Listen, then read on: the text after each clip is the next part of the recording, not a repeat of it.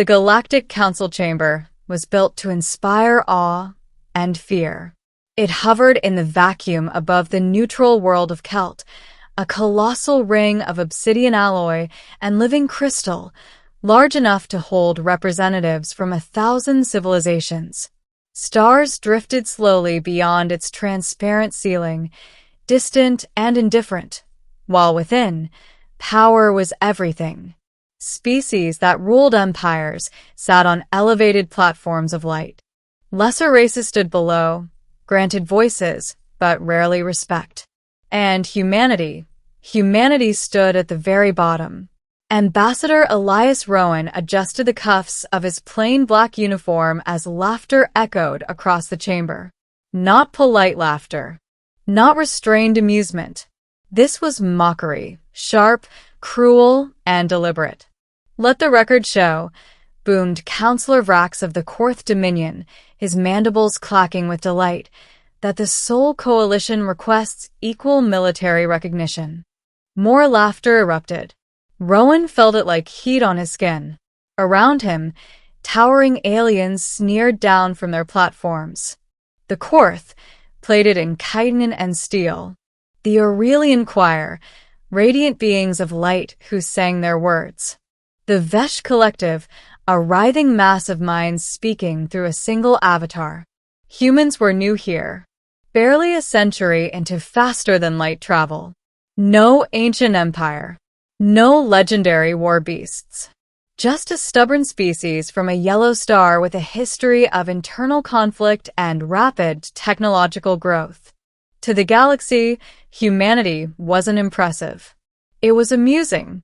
Ambassador Rowan purred High Arbiter Salenthus, her serpentine form coiling atop a dais of silver light. "Do you truly believe your species deserves a seat among the galactic military powers?" Rowan met her many-faceted gaze calmly. "Yes." The chamber erupted again. "Your fleets are tiny," scoffed a Vesh voice, layered and cold. "Your weapons crude." "You lack psionics," chimed in Aurelian. "No hive-mind coordination. No ancestral war instinct." Vrax leaned forward, his shadow engulfing Rowan. "Your people squabble among themselves. You warred over borders and beliefs for centuries. Why should we fear you?" Rowan didn't answer immediately. He had learned patience in this chamber. Humans were interrupted often. Instead, he took a slow breath. Because this exact moment, was why Earth had sent him. "Before I respond," Rowan said evenly, "may I request permission to present a historical record?" Salenthus tilted her head. "Very well. Entertain us." The word stung, but Rowan nodded. A holographic display flickered to life at the center of the chamber. Images poured forth. Earth's blue oceans, its fractured continents, its cities lit like constellations at night. "This," Rowan began, "is our homeworld. You've reviewed our data files. You know our history." "Yes," Vrax snarled. "Primitive. Violent. Inefficient." Rowan's eyes hardened. "Correct." That gave them pause. "Humanity did not evolve as apex predators," Rowan continued. "We were weaker than many creatures on our planet. Slower. Softer. No claws. No venom. No armor." The hologram shifted. Ancient humans huddled around fires, facing massive beasts. "So we adapted," Rowan said. "We learned endurance, cooperation, tool-making, strategy." The council watched, curiosity replacing some of their scorn. "Still unimpressive," muttered a Korth general. Rowan allowed a faint smile. "We nearly destroyed ourselves multiple times. Wars. Plagues. Climate collapse. Nuclear brinkmanship." Images shifted. Mushroom clouds, ruined cities, desperate evacuations. "And every time," Rowan said, voice steady, "we survived." Silence crept into the chamber. "We learned a simple lesson," he went on. There is nothing more dangerous than a species with its back against the wall. Vrax clicked his mandibles. Every species believes it's self-resilient. Rowan nodded. True. But most species stop fighting once survival is assured. He raised his gaze, meeting eyes across the chamber. Humans do not. A low murmur rippled through the council. Ambassador, Salenthus said carefully, are you threatening the council? Rowan shook his head. No. I'm explaining us. The hologram shifted again, this time to deep space. Human ships, sleek but compact, maneuvering in impossible patterns. You've seen our fleets, Rowan said. Small. Yes.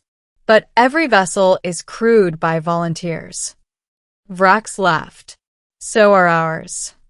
No, Rowan corrected. Ours know they might not come back. And they go anyway. The display zoomed in. Human engineers repairing ships mid-battle. Pilots staying at their posts as hulls breached. Soldiers holding lines long past any logical retreat. Your species values efficiency, Rowan said. We value sacrifice. The laughter was gone now.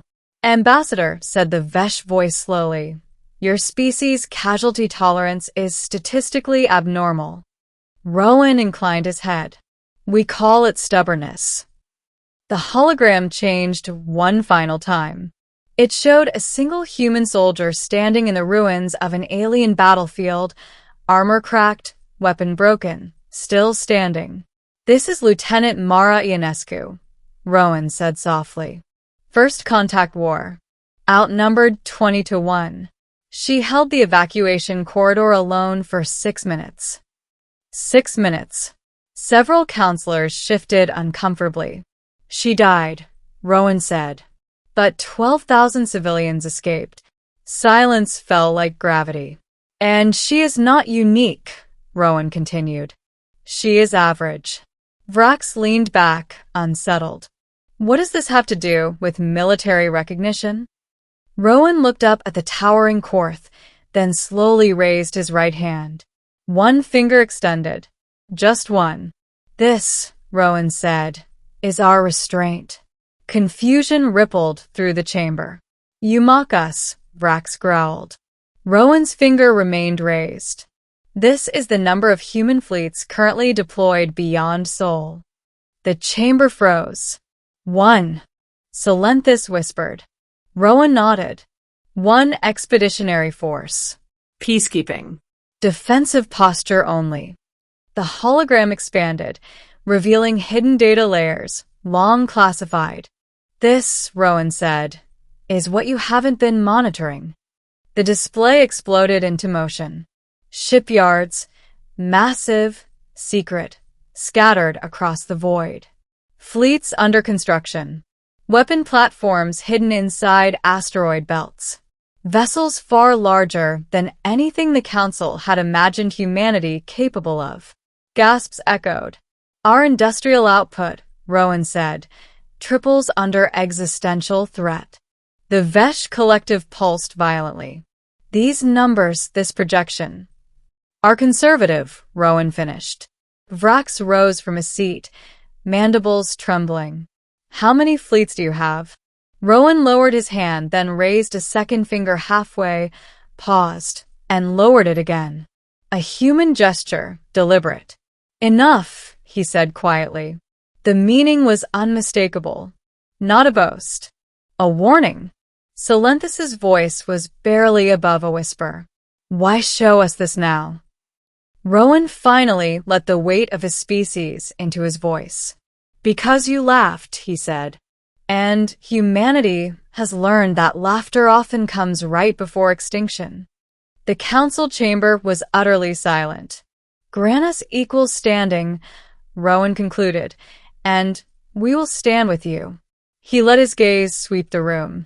Deny us, he said, and we will stand alone. No threats. No raised voice. Just truth. Minutes passed, an eternity in political time. Finally, Salenthus struck the floor with her staff. The motion passes, she said. Humanity is recognized as a Tier 1 military power.